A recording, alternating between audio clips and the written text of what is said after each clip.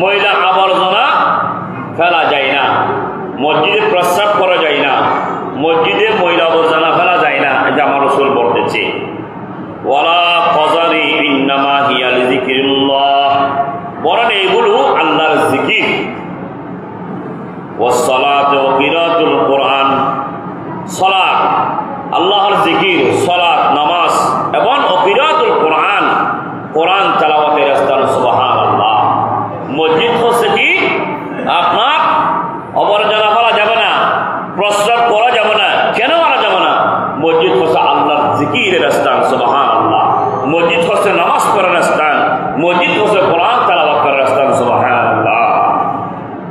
বিসমিল্লাহির রহমানির রহিম। আনহু ক্বালা রাসূলুল্লাহ সাল্লাল্লাহু আলাইহি ওয়াসাল্লাম মান সামিয়া রাজুলান ইয়ানশুদু দাল্লাতান ফিল মসজিদি ফালইয়াকুল লা রাদ্দাহাল্লাহু আলাইকা ফাইন্নাল মাসাজিদা লাম তুবনা বিহাযা।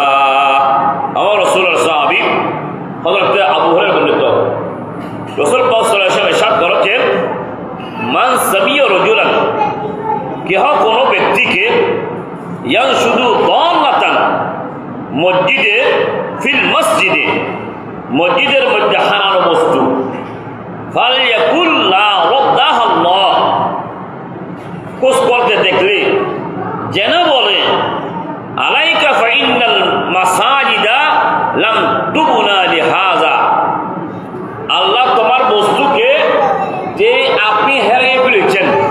তো মসজিদে হারানো জিনিসটি পাওয়ার জন্য কি করে মানুষ খোঁজে, যেমন মেঘের মাধ্যমে অথবা হুজুরের মাধ্যমে বা মসজিদের মাধ্যমে ইত্যাদি। তো আমার রাসূল বলতেছে